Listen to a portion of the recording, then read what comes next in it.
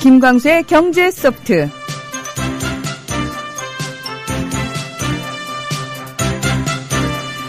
네, 여러분께서는 국민TV 라디오 김광수의 경제 소프트에 오셨습니다. 안녕하세요. 아나운서 문희정입니다. 제가 이렇게 김광수의 경제 소프트를 외치는 것도 오늘이 마지막 날이네요. 소장님, 네. 너무 아쉬워요. 네. 굉장히 홀가분해 하시는 것 같은데? 기쁜 표정이. 그러니까 날아가실 것 같아. 네, 그동안 고생 많이 하셨습니다. 예, 아니, 저보다 들으시는 분들 중에서 워낙 이제 불만이신 분들이 좀 계셔가지고, 예, 저 그분들을 위해서 이제 더 좋은 진행자와 함께 경제 소프트가 없어지는 게 아니고요. 예, 저만 이제 빠지는 겁니다. 우리는 그 남자 진행자보다 그러니까요. 여성 진행자가 훨씬 좋은데. 만족도가 높은데. 네. 그 두 분의 만족도와 저의 만족도를 생각하면 저희 셋이 하는 게 딱 좋습니다. 저도 네. 개인적으로. 네. 예. 그러나, 예, 더 많은 분들의 만족도를 위해서, 예, 제가 뭐, 과감히. 굉장히 저 진짜 아쉬워요. 네. 네. 왜 안 믿으실까요? 예. 오늘 사실 저희가 본격적으로 얘기를 하기 전에 경제 전망 세미나가 부산으로 가시잖아요. 네. 예. 그 얘기 좀 해주세요. 부산에 계신 또 그 경남 지역에 계신 분들 아주 반가운 소식이더라고요.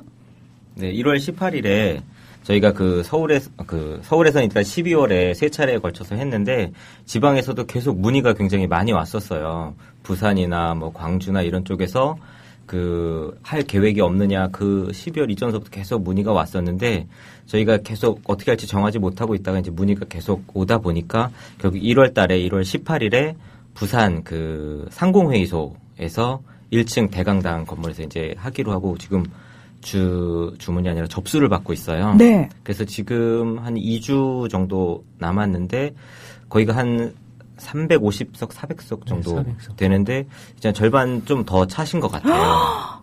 그래서 아마 여기 이제 처음으로 경제소프트에서 이야기를 오신 분들 하면 또 금방 또 찰 것 같아요. 네, 아니 장소를 왜 이렇게 좁은 데를 하셨어요? 거기가 그래도 크고 부산 쪽에서는 거기가 굉장히 좀 이렇게 뭐라 그러지? 좀 이렇게 알아주는 데라고 해야 되나? 좀 그런 장소라고 하던데. 체육관으로 가셨어야 되는 겁니다.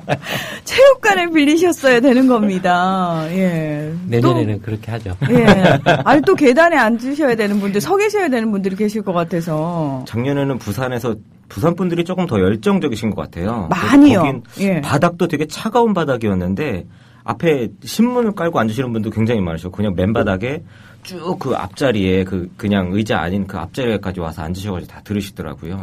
저희 부경조합원 분들도 굉장히 열정적이세요. 그러신 것 예, 같아요, 예. 그쪽이 인구로 저도 한 900만 가까이 되니까요. 부산, 네. 울산, 경남에서 900만 가까이 되니까 상당하죠. 네. 관심도 많이 이렇게 갖고 계시고 특히나 이제 올해 세미나는 그쪽 지역 경제하고 이렇게 아주 밀접한 연관성이 있는 이야기들이 많이 있으니까 아마 그래서 관심이 작년에 처음 했는데 올해 이제 두 번째 하는데 올해 특히 더욱더 관심이 높은 것 같습니다. 네. 자, 1월 18일 토요일입니다. 부산 네. 상공회의소고요. 빨리 신청을 하셔야 되는데 김광수 경제연구소에 접수를 하시면 되는 거죠. 홈페이지 네. 들어오셔가지고 예. 많은 우리 부경지역 조합원 분들 함께 하시면 참 좋겠네요. 참고로 제가 부산 출신이라서 예. 사투리가 전혀 없으시고 두 분 다 굉장히 놀리시네요. 네, 예. 네, 전혀 못 느꼈습니다. 제가 전형적인 부산 여성이라고 생각하시면 돼요. 성격이 예. 성격은 좀 그런 것 같은데. 예. 부산 맞고요. 예. 부산에서 억수로 열심히 잘해주세요. 네. 다음은 무엇일까요? 겨울밤 야식으로 숙취와 감기 예방에 좋은 과일입니다. 겉은 쫄깃하고 속은 부드럽고. 정답! 반건심? 네, 맞습니다. 국민TV 조합원 청도님이 직접 수확한 진시황 반건시. 연말연시 명절에 선물 고민하지 마세요. 최고의 선물 반건시로 끝내세요. 010-2128-2644 010-2128-2644 다음 검색창에 진시황 반건시를 검색하세요. 나라가 있고 있듯 맛있는 반건시라니.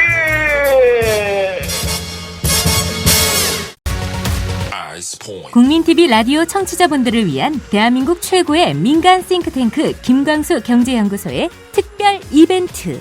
12월 31일까지 경제시평의 1년 구독 회원이 되시면 부동산 보고서 6부를 보실 수 있는 3만 포인트를 적립해드립니다. 031-908-0172 검색창에 김광수 경제연구소를 검색하세요. 네, 국민TV 라디오 매주 목요일 저녁 7시 경제소프트와 함께하고 계신데요. 예. 다음 주부터 저희가 개편을 하더라도 경제소프트는 계속해서 이어집니다. 많은 분들이요, 네. 워낙 좋아하는 시간이기 때문에 뭐 저희 쪽에서는 끝까지 붙잡고 가야 될 프로그램입니다. 그래서 진행자를 조금 더 저보다 뛰어나신 분으로 교체를 해서, 예. 우리는 정말 그 여성분을 원한다니까요. 네. 항의를 좀 해야 되겠네, 이거. 예, 강하게 어필하시고요, 소장님. 이래놓고 다음 주에 진행하실 때, 저희 너무 좋아요, 뭐 이러면서 그러실 거죠, 두 분 다. 대답 안 하시네요. 알겠습니다. 자, 오늘 경제 소프트, 사실은 저희가 의료 민영화, 철도 민영화에 대한 이야기를 했을 때, 그 부분에 대한 관심이 굉장히 높았습니다. 네. 예, 많은 분들이 정말 많이 들으시고, 생각지도 못했던 부분의 이야기다. 그리고 소장님한테 얘기 들어서 사실은 의료 민영화, 철도 민영화가 얼마나 심각한지 좀 알게 됐다 하시는 분들이 정말 많으셨거든요.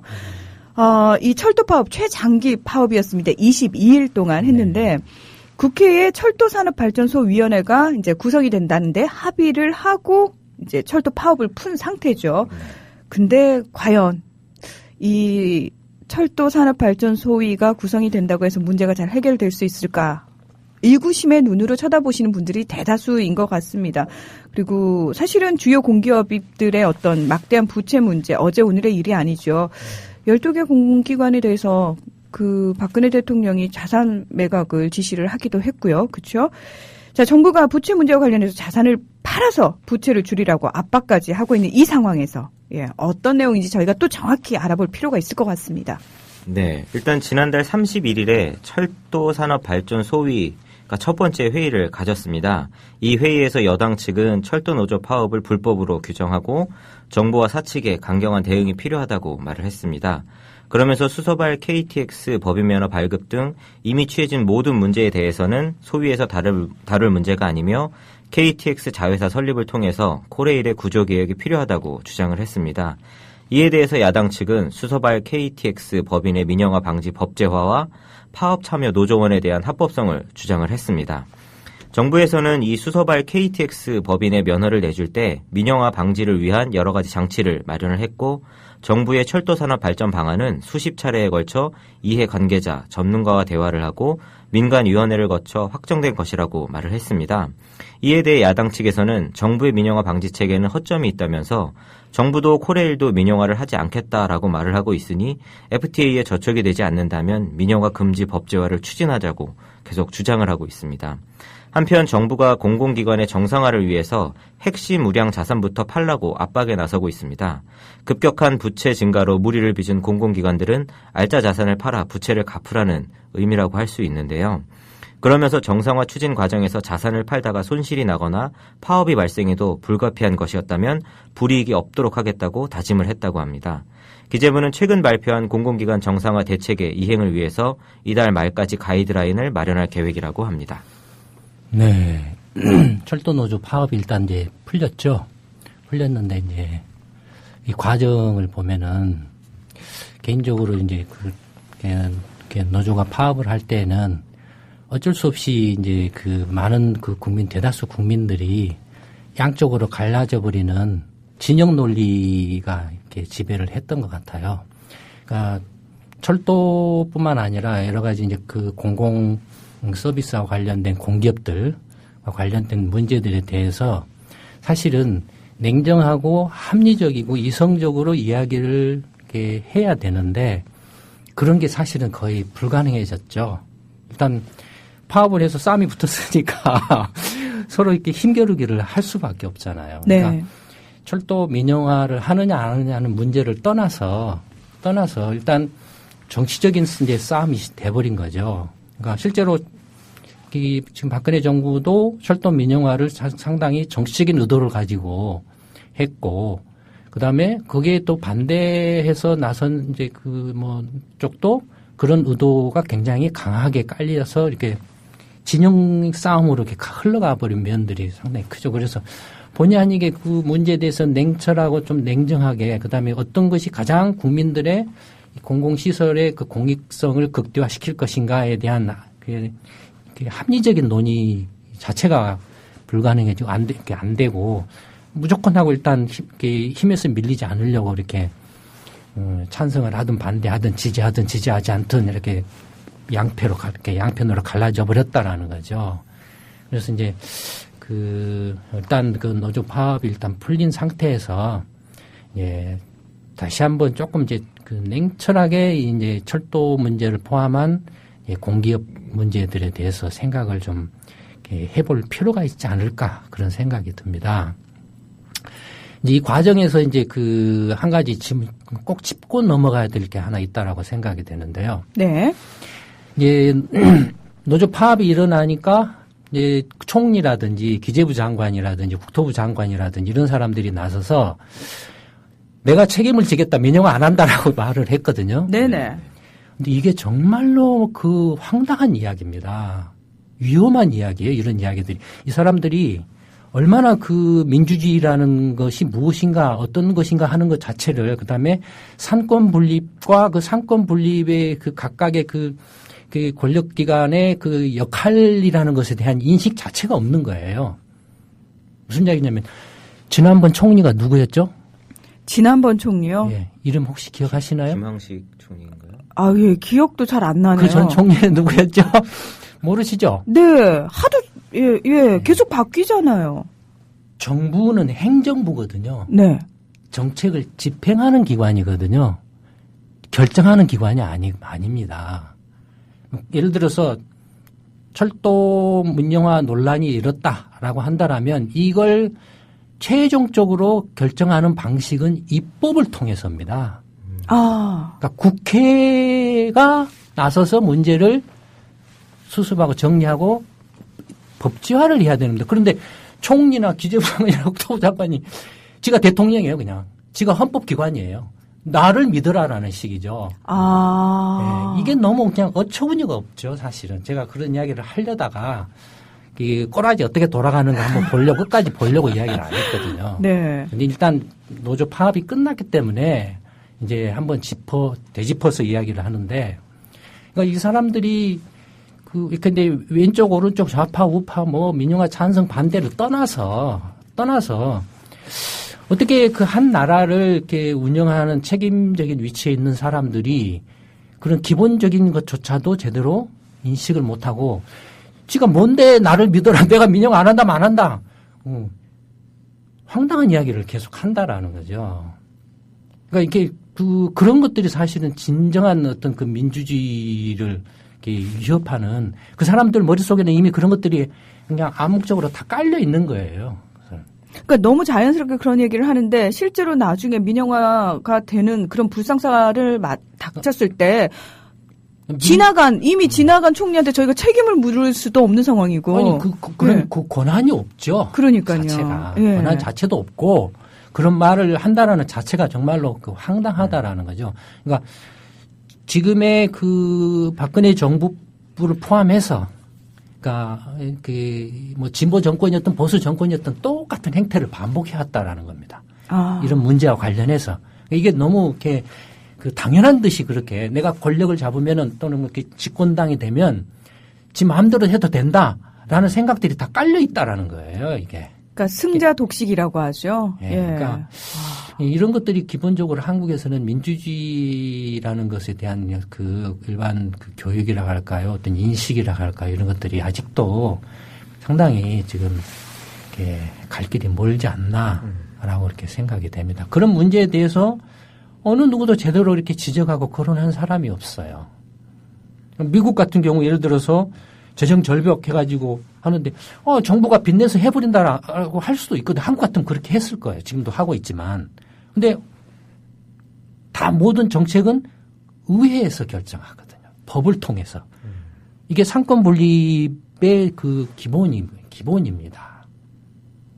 그러니까 근데 한국 같은 경우는 이 상권 분립 자체가 지금 상당히 많이 그 여전히 일그러져 있는 면들이 여전히 남아있죠. 헌법 같은데도 과거 이렇게 군사 독재 정권 시절에 이렇게 상권 분립을 심각하게 훼손하는 조항들이 여전히 남아있어요. 대통령 사면권 같은 거. 네.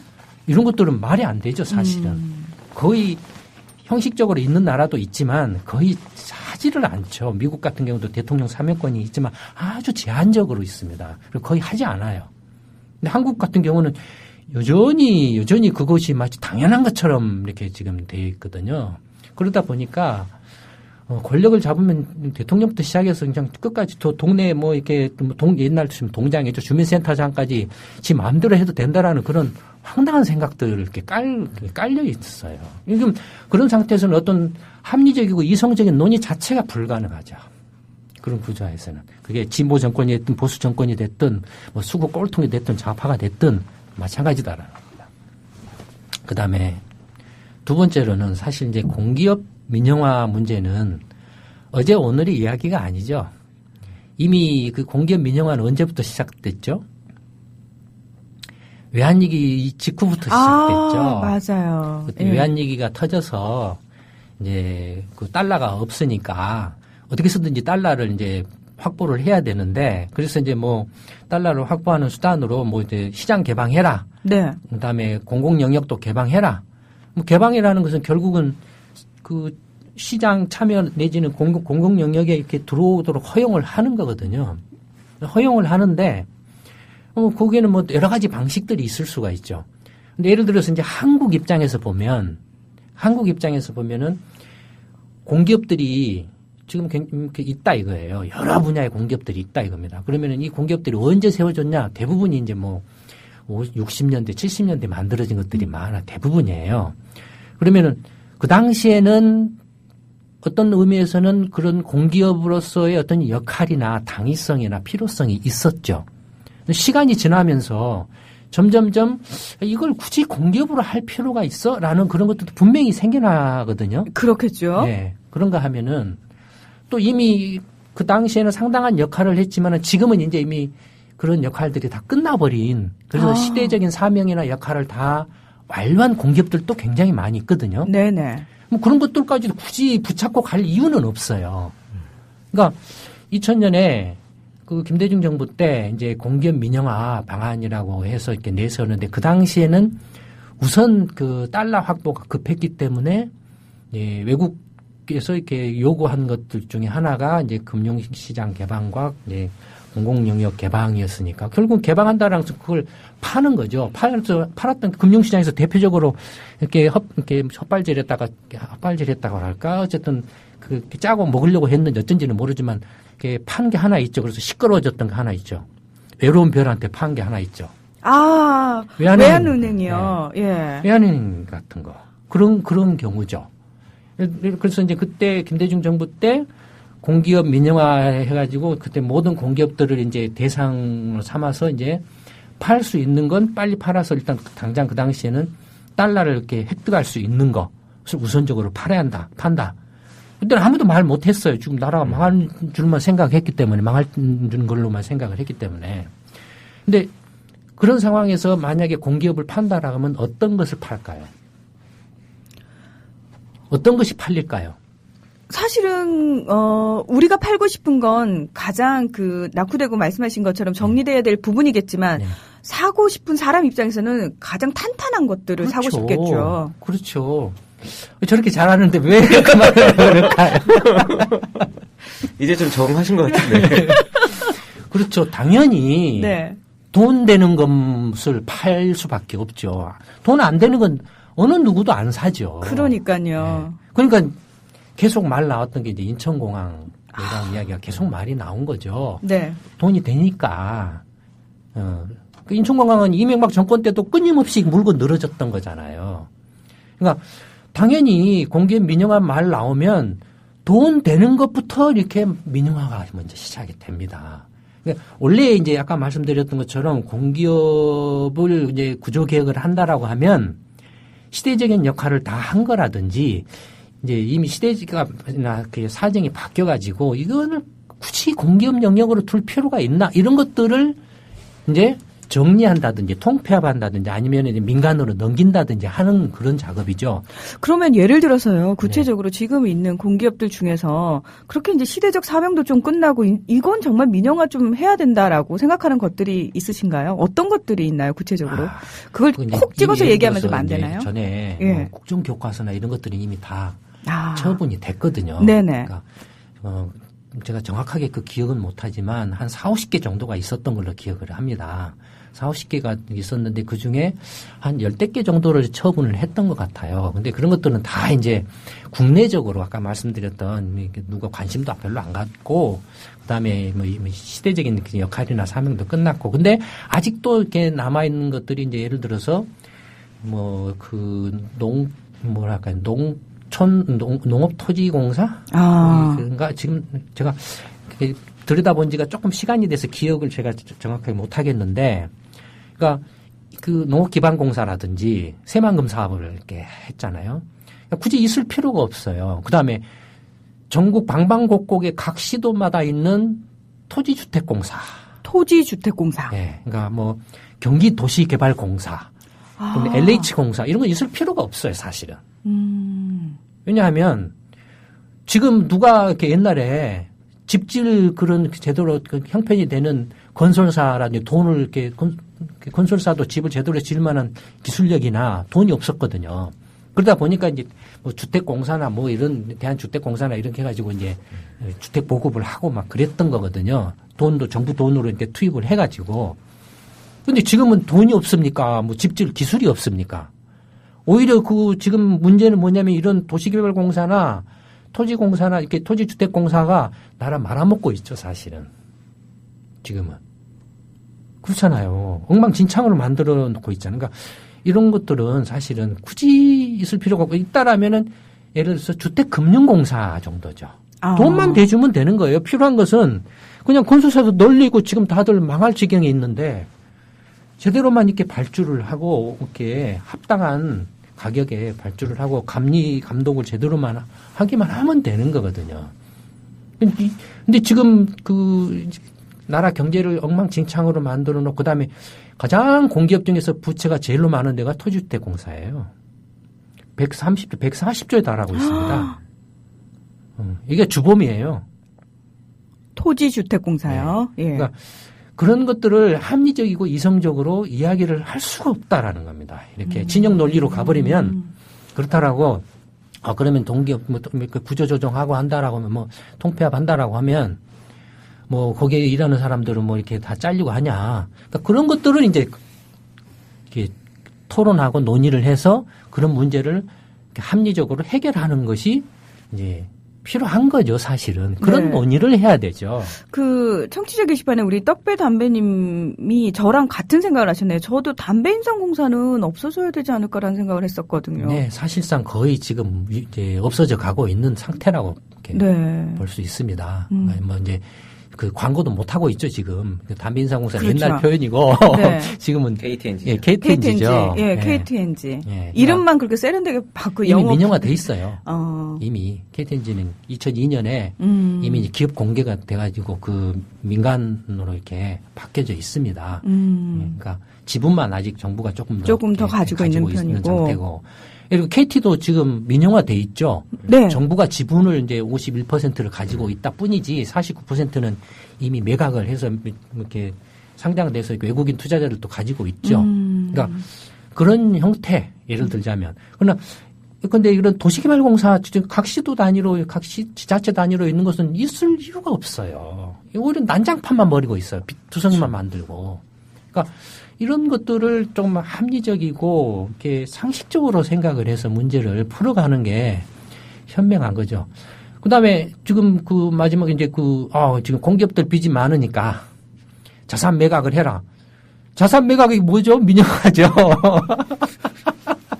뭘 팔아라는 자산을 뭘 팔아라는 거예요. 이건 예컨대 뭐 인천공항공사 뭐 자산 매각해라. 뭘 팔죠? 뭘 팔아요? 그러니까 본인 자신을 팔아야 되나요? 인천공항공사는? 한국에는 부동산 파는 거예요. 부동산이 다 그게 공항 건물 팔고 뭐 그런 거죠. 그게 민영화지 뭐예요. 그러게요. 뭐 따로 자산을 챙겨놓고 있는 게 아닐 테니까. 예. 그러니까 이게 이런 그 문제가 대통령부터 시작해서 정부 관료들에 이르기까지 이런 문제를 어떻게 접근하고 이런 자기들 말로는 뭐 전문가 모아가지고 뭐 하고 토론하고 뭐 했다라고 하는데 이거 토론하고 이야기한 거 국민들 가운데 아는 사람 얼마나 있습니까? 자기들끼리 이명박 때부터 자기 4대 강도 자기들끼리 했잖아 이미 다 해가지고 짜가지고 언론에다 이렇게 광고 이렇게 홍보하고 안 하면은 그런 빨갱이라고 몰아치고 해왔잖아요. 네. 우리 연구소조차도 어느 놈이 그런 걸 논의했는지조차도 모르는 판국인데, 그러니까 민영화 논의가 이런 식으로 그 정치적으로 서로 이렇게 그 의도를 깔고서 해버리면, 더욱더 이렇게 악화돼 버리는 거죠 상황이 문제가 풀을 수 있는 것도 이제 못 풀게 돼 버리는 겁니다. 그러니까 좀 이성적으로 차근차근 정말 국민들이 어떤 생각을 가지고 있는지, 그러니까 정보를 제대로 제공한 다음에 얘기를 듣는, 그러니까 시간이 아무리 오래 걸리더라도 그럼요. 당연히 텔레비전 뭐 KBS가 됐든 MBC가 됐든 이런 방송사에 나가서 대통령이나 장관이 아니면 각 분야의 전문가나 이해관계자가 모여서 공개 토론을 하는 거죠. 계속. 그러니까 선진국 같은 경우는 그런 문제, 중요한 문제를 결정할 때는 보통 한 3년 걸립니다. 그런 공개적으로. 그 다음에 전문가 회의했다, 뭐 했다 하는 것도 전부 다 그 기록을 공개합니다. 시작부터 끝까지. 그게 여론 수렴이죠. 뒤에서 짜가지고 자기들끼리 그냥 짱 해가지고 해먹고 먹고 떨어져 버린다든지, 내가, 먹고 떨어지면 그만이라든지, 뭐 지금 뭐 이렇게 철도공사도 저번에 말씀드린 것처럼 근데 한 10억이면 공사할 수 있는 걸 100억에 해버린다라는 거죠. 그러면은 그 사업성이 100년을 해도 그건 적자가 날 수밖에 없는 거죠.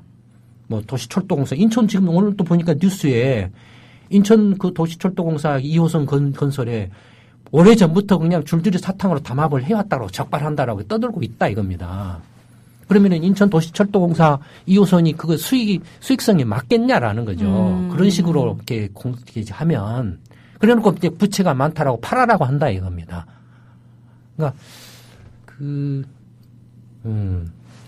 엉터리로 해놓고, 그러니까 전에도 말씀드렸던 것처럼 정부 이 관료들의 주특기, 나라를 말아먹는 주특기가 엉터리 정책을 해놓고 문제가 생기면은 또 다른 엉터리 정책으로 행세를 하고 훈장받는다라는 거죠. 네. 우리 논현동 신사님께서 포스코도 민영화라고 볼 수 있나요? 포스코는 옛날에 민간기업이죠. 예. 옛날에 민간기업이죠. 네. 그리고 우리 뾰루통님께서는 반대 의견을 주셨는데, LH나 SH 같은 공기업은 주거복지의 제 역할만 한다면 꼭 필요하다고 생각한다고. 그 주거복지도, 네. 주거복지도 주택금융공사가 주거복지용 그 자금 공급만 하면 됩니다. 집 짓는데 왜 LH공사나 그런 데가 있어야 됩니까? 지금 누가 집을 못 짓는 데가 어디가 있습니까? 그러니까 예를 들자면 그런 거다라는 거죠. 네. 농업기반공사라든지 뭐 이런 것들이 다 그런 거라는 거죠. 그러니까 물론 이제 또 이런 그 정부가 이렇게 엉망진창인 그 이면에는 국회가 개판이기 때문에 그렇죠. 집권당이 됐든 야당이 됐든 자기들이 무슨 일을 어떤 역할을 해야 되고 무슨 일을 해야 되는지조차도 모르고 자기들 밥그릇 싸움 하느라고 정신이 없다 보니까 자기들도 챙겨 먹는데 정신이 없다 보니까 이렇게 이런 그 상황이 벌어져서 나라가 이렇게 막 온 나라가 이렇게 양쪽으로 갈라져 가지고 이렇게 이성적인 판단을 못 하고 휩쓸려 가는 상황이 벌어지고 있는 그런 상황이 벌어지고 있는 거죠. 그래서 말씀드리는 게 이건 대책이 없다라는. 딱 하나밖에 없어요. 딱 하나밖에 없습니다. 예. 물갈이하고. 그렇죠. 저를 대통령으로 밀어주는 거죠. 네. 아니, 이제 저도 수긍하고, 공감하고 있습니다. 알아야 나라를 경영하지 않습니까? 그러니까요. 모르면은 말하는 다 모르는 사람들이나 또는 사기꾼이 자꾸 대통령이 돼서, 이럴 때 이제 저희 게시판에도 그런 글이 올라왔지만 정말 국민 세금인데, 혈세인데라는 표현 정말 많이 쓰거든요. 그래서 왜 매년 도대체 예산안이 어디 편성이 됐고, 통과가 되느냐 마느냐 항상 그 정치권의 정쟁을 보면서 두 눈을 똑바로 뜨고 지켜봐도 사실 국민들 입장에서는 눈 뜨고 코 베이는 격으로 예산안 그 통과를 지켜볼 수밖에 없는 상황이죠. 이번에도 여야가 어제 새벽에 부랴부랴 예산안을 처리를 했는데요. 주요 경제 법안들 함께 통과가 됐다고 하는데 도대체 어떤 내용들인가요? 네. 일단 이를 새벽에 예산안과 주요 경제 법안들이 국회 본회의에서 통과가 되었습니다. 이 주요 경제 법안들을 살펴보면 먼저 외국인 투자 촉진법이 통과가 되었는데요. 이 법은 지주회사 체제에서 손자회사가 외국회사와 합작, 투자해서 자회사를 설립할 경우 지분을 원래는 100% 보유하도록 규정한 기존의 조항을 50%로 완화하는 내용을 골자로 하고 있습니다. 정부와 여당에서는 이를 통해서 2조 3천억 원의 투자와 1만 4천여 개의 일자리 창출을 예상하고 있지만 야당은 일부 대기업의 특혜 법안이라며 반대를 했습니다.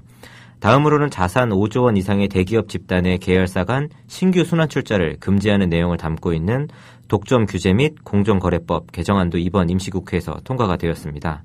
또 과세표준 1,000억 원 이상의 대기업의 최저한 세율을 16%에서 17%로 1% 올리고 조세특례 제한법 개정안과 소득세 최고세율을 적용받는 과세표준 구간을 현행 3억 원 초과에서 1억 5천만 원 초과로 하향 조정해서 적용 대상자를 확대하였습니다. 네. 이건 아마 이제 그 대부분 청취자분들이 잘 이렇게 모르실 내용인데 예전에 이제 그런 말씀 한번 드렸죠. 경제를 바라보는 이제 분석 틀. 그래서 이제 자본 경제, 자산 경제, 생산 경제와 교환 경제, 실물 경제, 금융 경제 이렇게 해서 4개의 이제 이렇게 4개 영역으로 이렇게 나눠서 보면 훨씬 이해하기 쉽다라고 한번 말씀드린 적이 있습니다. 네. 그러면 이제 실물 경제 영역에서의 그 가장 핵심적이고 중요한 법 중에 하나가 공정거래법입니다. 공정거래법. 네. 공정거래법은 이 실물 경제 영역에 적용되는 이제 공정거래에 관한 말하자면 경쟁을 이렇게 보장하는 이제 이런 법이죠.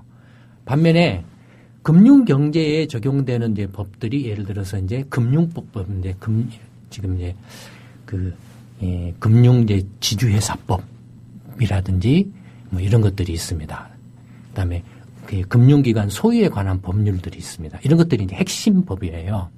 그러니까 공정거래법 이제 지주회사 하라면 대기업 재벌 대기업 하면은 조금 이렇게 이해는 되셔도 지주회사 이야기하면 자꾸 이렇게 혼란을 겪기 쉬운데 네. 지주회사에도 두 가지 유형이 크게 있습니다. 그러니까 실물 경제에서의 지주회사, 그 다음에 금융 경제에서의 지주회사 이 두 가지가 있습니다. 원래는 이제 지주회사는 공정거래법이나 독점금지법에서 이제 금지해 왔습니다. 왜냐하면은 경쟁을 저해한다라고 이렇게 해서 경쟁 업체들을 갖다가 막 흡수 합병해가지고 자기 자회사로 삼아버린다든지 통합해버린다든지 하면은 경쟁이 떨어지기 때문에 그래서 이제 미국 같은 경우도 1890년에 벌써 지금부터 120년 전에 독점금지법을 만들었거든요. 셔먼법이라고. 그 다음에 이제 한 1915년인가 클레이튼법인가? 그래서 셔먼 클레이튼법인가? 이렇게 아마 두 개를 합쳐서 부릅니다. 그 다음에 이제 공정거래법이 또 이렇게 미국에 있습니다. 그 세 개가 이제 미국의 독점금지법에 해당하는 핵심적인 법인데, 그러니까 벌써 그때부터 이런 이제 지주회사에 관한 설립에 관한 제약을 많이 해왔습니다. 네. 독점성이 굉장히 독과점 위험이 높기 때문에 일본 같은 경우도 이제 한국은 일본을 굉장히 많이 이렇게 본떠왔기 때문에 네. 그러니까 일본은 미국을 본떠오고 시간을 두고 한국은 이제 일본을 본떠는 이런 식의 구조가 많거든요. 일본 같은 경우도 이제 2차 대전 전에는 이른바 일본식 재벌이죠. 한국의 현재 재벌과 같은 재벌들이 지주회사 형식을 통해서 문호 방식으로 막 확장을 했죠. 그래서 막 이제 기업들을 다 먹어 치웠죠. 네. 그래서 이제 2차 대전 끝나자마자 이제 미국 메가더 점령군이 그걸 해체를 하고 재벌 해체를 하고 49년인가 이제 독점금지법을 만듭니다. 그 독점금지법이 이제 미국의 독점금지법을 그대로 상당히 뻔따다가 만들어놨어요. 그 독점금지법에서 지주회사 설립을 금지를 해놨습니다. 지주회사 설립은 못한다라고 해놨어요. 그러니까 한국도 그런 영향을 받아서 지주회사 설립 사실상 못했죠. 못했는데 미국에서 전에도 말씀드렸죠. 1999년에 그 금융기관들의 자유화, 그러니까 규제금융에서 이제 완전히 이렇게 사후 관리 방식으로 바뀌었다. 그때 이제 GLB법이라는 걸 만들었다. 1930년 대공황 때 그 금융규제법을 이렇게 글래스 스티글법이라는 걸 만들어서 사전 규제 제도를 했는데 이제 그게 유명무실화되고 2000년 직전에 1999년에 이제 GLB법이라는 걸 만들어서 이제 금융지주회사 설립을 허용을 했다. 그걸 계기로 해서 사실은 그 지주회사 제도가 이제 상당히 그 확산됐거든요. 그래서 일본도 그 직전에 미국에서 이런 지주회사 설립을 허용하는 걸 보고서 1997년에 그 메가더 사령부가 만들었던 독점금지법을 처음으로 한 60년 만에 개정을 합니다. 개정을 해서 지주회사 설립을 허용을 합니다. 그러니까 한국도 이제 그 영향을 받아서 2000년에 지주회사 설립을 허용합니다. 그래서 한국도 이 실물 경제에서 사업 지주회사 또는 순수 지주회사라고 해서 지주회사 설립을 허용하고 그다음에 금융 영역에 있어서 금융 경제 영역에 있어서도 은행을 중심으로 하는 지주회사 설립을 허용을 합니다. 그러니까 미국 딱 본 따라가는 거죠. 일본도 마찬가지로 이렇게 지주회사 설립이 되고. 그러니까 지주회사가 이렇게 설립이 되는데 그러니까 다르다라는 거죠. 똑같은 지주회사라고 하더라도 실물 경제에 있어서의 공정거래법 또는 독점금지법에 적용을 받는 지주회사하고 금융경제 영역에서의 이 금융 관련법에 적용을 받는 지주회사하고는 다르다라는 겁니다. 이게 자꾸 막 섞여져 있다 보니까 말이 지주회사 하면 막 이렇게 헷갈려요. 이게 두 개 영역이 다르다라는 걸 먼저 이렇게 좀 기억을 해 두실 필요가 있고. 네.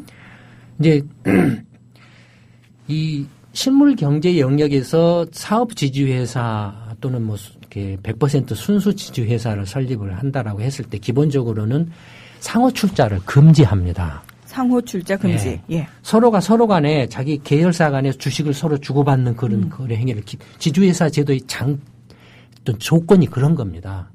그러니까 서로가 이렇게 상호 출자를 금지하는 건데 순환 출자는 뭐냐면 이 상호 출자의 특수한 경우에 해당하죠. 서로 주고받는데 이게 원을 그려가지고 다시 제일 처음에 돈을 이렇게 주고받았던 걸로 다시 되돌아오는 거예요. 네. 그러니까 어떻게 보면 가장 악성이죠, 순환 출자. 그러니까요. 상호 출자보다도 더 악성에 해당하죠. 그러니까 안 그런 척하면서 사실은 예. 예. 그러니까 지금 상호 출자하고 순환 출자 문제는 이 사업 실물 경제 영역에서 금융이 아닌 실물 경제 영역에서 공정거래법의 규제를 받는 부분이고 지주회사에 관련된 이야기입니다. 그러면은 이제 지주회사가 있으면 지주회사가 자회사를 세면 다 100% 이렇게 지분을 갖거든요. 네. 100% 지분을 갖는데 자회사가 자기 밑에 자회사를 또 둘 수가 없어요. 원래는. 근데 이제 어쩔 수 없이 부득이하게 자기 자회사의 사업과 관련돼서 예를 들어서 이제 뭐 서비스 센터라든지 아니면은 무슨 배달업 센터라든지 이런 것들은 그 자기 사업과 관련된 어쩔 수 없는 그런 부분이기 때문에 그런 부분들은 이렇게 손자회사로 허용을 해줍니다. 그러니까 허용해주는 범위가 아주 제한돼 있어요. 손자회사를 허용해주는 범위가. 그러니까 자회사들은 다 사업 영역이 뭐 다르거나 아니면 이렇게 서로 중복되지 않고 지분 상호 출자도 없는 구조로 갔습니다. 그렇죠. 왜냐하면 지주회사가 다 지분을 갖고 있는 이제 지주회사가 자회사한테 출자를 하고 자회사는 지주회사에 출자를 할 수가 없죠. 그다음에 지주회사 밑에 A 자회사, B 자회사, C 자회사가 있다라면은 A, B, C 간에도 서로 주식을 상호 출자가 할 수가 없습니다. 안 되고. 예. 예. 그다음에 이 A 자회사가 자기 사업과 관련된 부대 서비스와 관련된 손자회사를 이렇게 설립할 수는 있어요. 그 정도만 허용을 합니다. 그럼 이 손자회사가 또 증손자회사를 또 설립을 하려고 그런 경우는 사실 없어요. 근데 한국은 또 이렇게 그러니까 한국은 법을 만들면은 특례 조항이다 무슨 조항에다가 다 무력화시켜요. 그렇죠. 그중에 또 하나가 뭐냐면 한국에 굉장히 선진국에서는 볼 수 없는 이른바 상권 분립을 무너뜨리는 이렇게 그 편법이 법을 만들면은 법에서 그 구체적인 법의 본문에서 구체적인 내용을 규정을 안 해요. 구체적인 내용은 전부 시행령으로 한다라고 써놓습니다. 그럼 시행령은 누가 결정을 하냐면은 네. 정부 부처가 결정을 해요. 장관이. 해당 부처 장관이. 그러니까 지 마음대로 하는 거예요. 대만이 그렇게 돼 있어요. 이게 그 국회가 이게 좀 표현이 그렇다. 국회가 바보기 때문에 그렇습니다. 네. 자기들이 해야 될 역할을 그러니까 전문성이 없다라는 거예요. 그러니까 모르니까 일단 네. 그 자세한 내용, 구체적인 내용은 네. 시행령으로 한다라고만 해놓고. 시행령으로 해놓으면은 공무원들이 지 마음대로 해버려요. 그렇겠죠. 네. 아무래도 자기네들한테 권한이 네, 있는데. 그가 이제 무력화가 돼버려요. 본래 그 법을 제정하게 된 취지하고 정반대되는 그런 행위를 해버려요. 그러니까 마치 이거하고 똑같네요. 국정원법을 개정한다고 해놓고 그 개정안의 내용은 국정원 자체에 맡긴다. 네, 뭐 그런 거예요. 예. 딱 그겁니다. 딱 그거예요. 예. 그러니까 이제 선자 회사도 사실은 다 이렇게 설립을 이렇게 할 수가 없습니다. 근데 지금 또 선자 회사입니다. 증손자 회사를 지금 이야기가 증손자 회사 이야기입니다. 아니 무슨 증손자 회사 이야기. 가계도도 아니고 이게 뭐 하는 겁니까? 그러니까 회사를 가지고. 이게 투자자 입장에서 보면 네. 원래 이제 또 하나 문제는 뭐냐면 지주 회사가 있고 A자 회사, B자 회사, C자 회사가 있으면 상장은 지주 회사만 합니다. A자 회사, B자 회사, C자 회사는 상장을 이렇게 원래 100% 자회사들은 상장을 안 해요. 특별히 상장을 하는 경우는 합작. 그래서 이렇게 이 지주회사의 자회사로 그러니까 지분에 이제 이렇게 따라서 이렇게 결정이 나는데 그런 것들이 조금 이제 이 지주회사 제도의 약간 이제 어려운 점들입니다. 이걸 어떻게 잘 그 지주회사 제도의 장점을 살리고 단점을 보완할 것인가와 관련해서 그런 이제 지금 이게 증손자 회사에서 외국인 투자자들한테 합투자를 받아서 합작회사를 설립하려고 한다라는 그런 이야기를 하고 있어요. 근데 왜 증손자 회사냐 이겁니다. 그냥 자회사에서 합작을 하면 되는 이야기를. 그러니까 왜 그 밑까지 내려가냐고요. 그러니까 뭐 지주회사 설립을 하게 되면 뻥튀기 투자자 입장에서 보면은 자회사, 손자회사, 증손자회사 하면 그 실체가 잘 안 보이죠. 밖에서 보면. 잘 안 보이고 그다음에 뻥튀기가 될 위험이 높죠.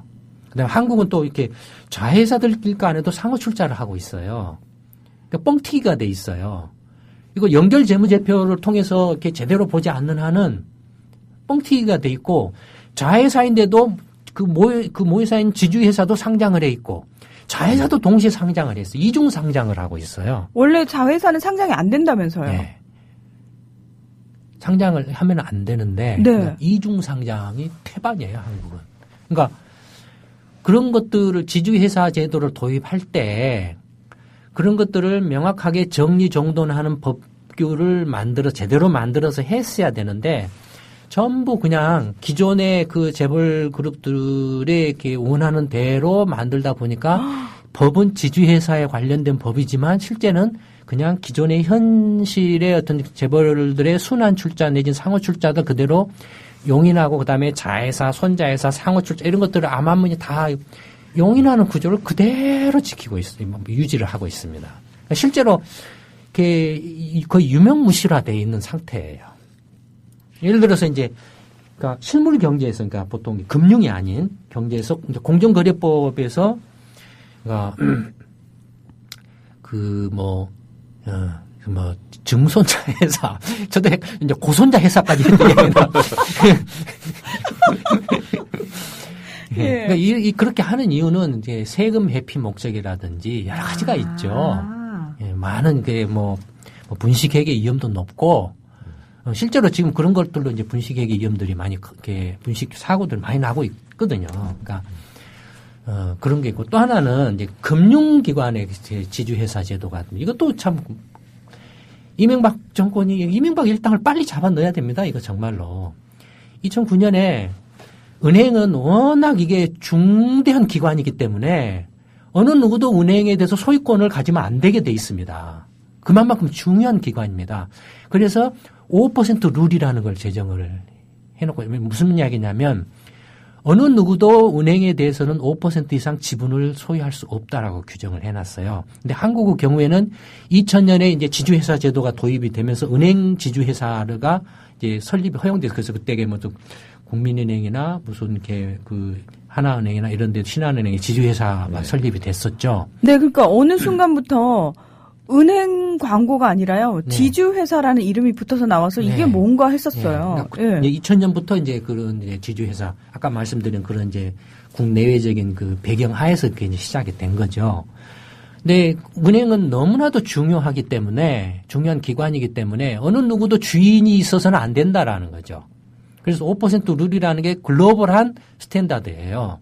그래서 한국도 처음 시작할 때 4% 산업자본 특히 금산분리 네. 산업자본이 금융자본을 가지면 안 된다 그래서 예. 산업자본이 금융자본을 한국 같은 경우는 4% 이상 은행 지분을 가질 수 없다. 그런데 삼성전자가 뭐 신한은행 그 주식의 지분을 4% 가질 수가 없게 돼 있어요. 네, 왜냐하면 만약에 그렇게 가질 경우에는 그 삼성이 예를 들어서 돈이 필요하다 그러면 마음대로 꺼내 쓸 수 있기 때문에. 예, 예. 그렇죠.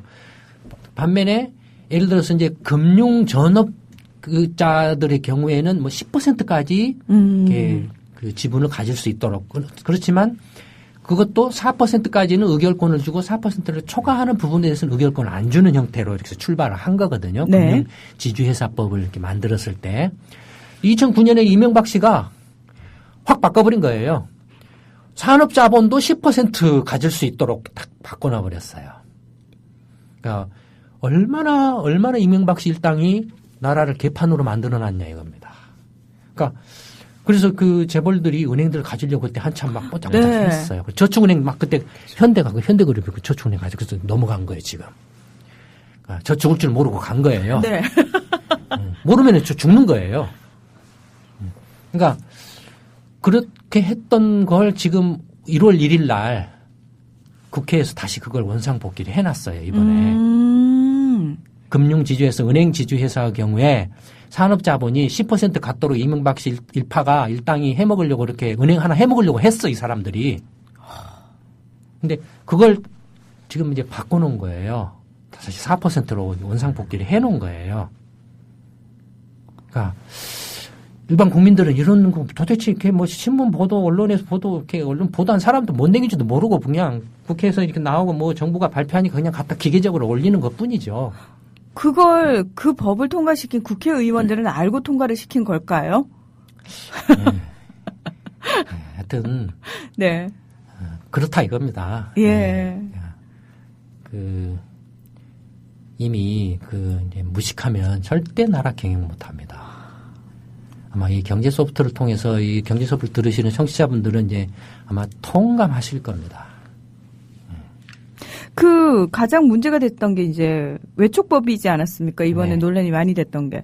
그러니까 이게 이제 그 자회사 그리고 손자회사 이런 것과 관련된 얘기들이었죠. 예, 그거죠. 이제 예. 외촉법이라는 게 그 증손자 회사를 네. 외국인 투자자들 특히 이제 그 정유회사들이 그러니까 근데 이제 그 GS 칼텍스라든지 칼텍스가 합작이 돼 있잖아요. 네네. 지주회사예요. 사업 지주회사죠. 밑에 이제 자회사가 있고 자회사 밑에 손자회사 있고 밑에 또 손자회사가 증손자 회사를 만들려고 하는데 외국 투자를 받아서 증손자 회사를 만들려고 한다 이거예요.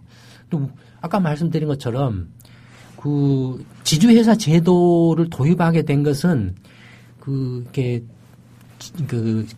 그러니까 뭐라 할까요?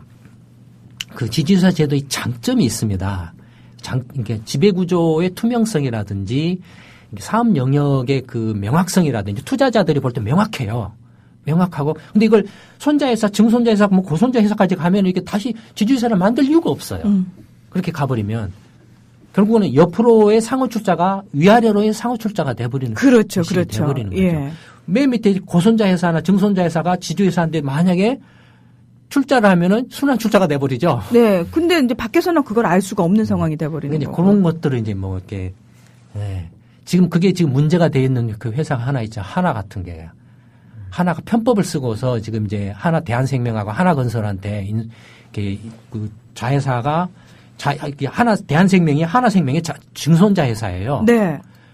근데 돈은 이제 하나그룹이 지주회사가 돈을 대주고서 마치 하나건설이 투자한 것처럼 해가지고 그럼 순환출자 고리를 만들어버리는 거예요. 이런 것들이 지금 문제가 되어 있습니다. 그러니까 이런 것들을 일반 분들이 이해하시기는 좀 힘들어요. 힘든데 하여튼 이런 것들이 굉장히 중요한 그 경제 틀, 기본 시스템의 틀, 경쟁, 건전한 경쟁, 투자자 보호, 소비자 보호의 핵심적인 틀들인데 이것들이 전부 엉망진창으로 돼 있다라는 겁니다. 그러면은 저희가 사실 너무 어려우니까 가장 간단하게 핵심만 질문을 하면은 그 외촉법이 통과가 됐는데요. 이게 좋은 건지 나쁜 건지 어떤 영향을 끼치는지 간단하게 얘기할 수 있는 부분인가요? 뭐 통과가 됐다라고 그래서 뭐 크게 뭐 바뀌어지고 달라질 뭐 그런 건 아니지만 네.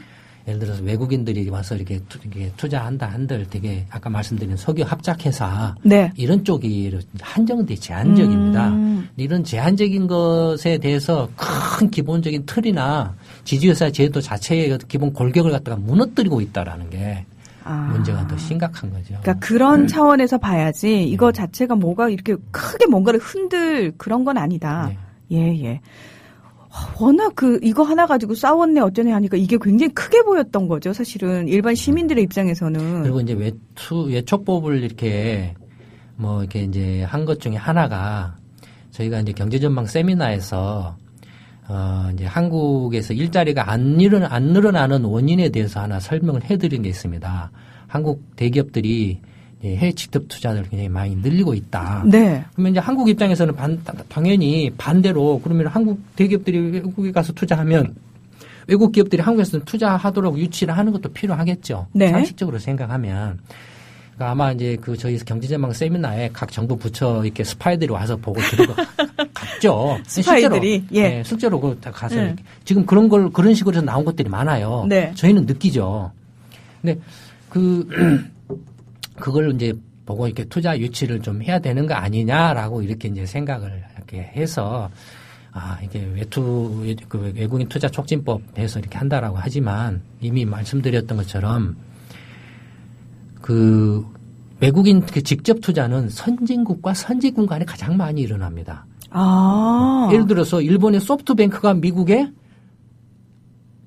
3위 통신회사인 스프린트를 인수를 했죠. 그렇죠? 네. 그러니까 선진국에서 선진국으로의 투자가 가장 많습니다. 그 다음에 중국 정도만이 지금 이제 시장이 워낙 크기 때문에 이렇게 외국인 투자가 많이 있지. 그 외에 이렇게 어설픈 그런 경우는 한국 같은 경우는 싼 인건비 따먹으려고 이렇게 많이 이렇게 해외 투자를 하기 때문에. 그렇죠. 한국이 어떤 외국인 직접 투자의 어떤 경쟁적이나 사업성 면에서 유리한 메리츠 거의 없습니다. 하면 중국에다 직접 하지 굳이 한국에다 공장 세워가지고 물건 만들어서 중국에 수출할 이유가 없거든요. 그러니까 그런 상태이고 그다음에 그래서 전에도 말씀드렸던 것처럼 경제 자유구역이 될 수가 없는 또 배경들이 있다라고 했잖아요. 네네. 그러니까 그런 것들도 모르면은 그래서 뭐 세금 깎아주고 뭐 한다라 그래서 그럼 외국인 투자자가 막 외국인들이 가서 한국에 투자하냐 웃기는 소리죠. 그래서 지금까지 그럼 투자가 있었냐라는 겁니다. 없었잖아요. 네. 중요한 건 그런 허울 좋은 어떤 엉터리 정책을 남발하는 게 필요한 게 아니고 정말로 그 국민들의 어떤 삶을 이렇게 좀 더 이렇게 풍요롭게 해줄 수 있고 진정한 의미에서 경쟁력을 높이는 알짜배기 정책들을 할 때 오지 말라 그래도 옵니다. 왜냐하면 한국 자체로도 시장이 되기 때문에.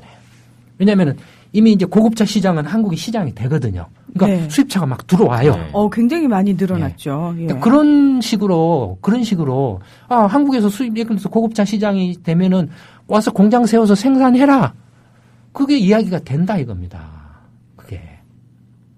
그러니까 그런 식으로 가야지 이게 30년 전, 40년 전에 했던 그런 수법들을 지금도 여전히 똑같이 세금 깎아주고 무슨 땅 어떻게 싸게 해주고 뭘 어떻게 해준다 그래서 누가 그거 보고 오냐 이겁니다. 소니가 삼성전자하고 그 LCD TV 공장을 합작해서 했는데 어떻게 됐습니까 결과는? 이미 서로 헤어져가지고 가버렸잖아요. 한국의 최대 글로벌 기업인 삼성전자도 외국인 투자를 끌어다가 합작으로 생산을 했는데 가버렸잖아요. 안 된다 이겁니다. 세금을 안 깎아줘서 했냐 이겁니다. 뭐 공장이나 아산 탕정에 얼마나 그걸 밀어가지고 공장을 해줬어요. 해줄 수 있는 모든 혜택을 다 해줬거든요. 근데도 안 되니까 간 거예요. 그러니까 결국에는 한국 자체가 정말로 진짜 스스로 어떤 외국 선진국 기업들이 봤을 때, 한국에 가서 투자를 해야만이 기술력도 이렇게 배가 될 수 있고, 미국의 실리콘밸리처럼, 거기서 투자를 하는 이유가 뭐냐, 거기서 기술 배우려고, 기술 습득하려고, 그런 거거든요. 그러니까 그런 식의 어떤 그 정책, 그 다음에 정말로 국민들이 이렇게 풍요롭고 삶이 좀 경제적으로 좀 여유가 있어서 충분히 시장을 형성했을 때 외국인 눈으로 봤을 때는 한국에다가 투자하고 회사 설립하고 공장 세우고 판매 회사 세우고 해서 또 충분히 사업성이 된다라면 들어오지 말라고 해도 들어옵니다. 그러니까 굳이 투자 촉진법까지 만들어가지고 이런 편법을 만들어가지고 본체를 갖다가 다 흔들어버리는 엉터리 짓을 할 이유가 없는 거죠. 예. 소장님 말씀 듣고 나니까 지난 일주일 동안 난리 쳤던, 이게 뭐가 그렇게 큰일인가 했던 게, 왜 문제가 되고, 사실은 이게 그렇게, 사실 일반 시민들 피부에 와닿을 정도의 큰 문제는 아니었구나라는 생각도 들고요. 예, 역시 경제 소프트는 반드시 필요한 프로그램이다라는 걸 또 다시 한번 느끼는 시간이었네요. 그러니까 외국인 투자 촉진법 하니까 또 인터넷에서 막 한미 FTA법 막 끌어올려가지고 네. 이상한 막 헛소문을 막 퍼뜨리고, 그러니까 이게 진영 논리로 가버린 거예요. 무조건 내 반대편은 싫은 거예요. 참. 갈 길이 멀다라는 생각이 듭니다. 오늘도 우리 김광수 소장님 그리고 길경식 영부이사님 너무너무 소중한 이야기, 귀한 시간이었습니다. 경제소프트는 다음 주에도 계속됩니다. 파업을 해야 되는데. 미인을 넣어달라고 파업을 해야 되는데. 네, 두 분 오늘 고맙습니다. 감사합니다. 네, 감사합니다.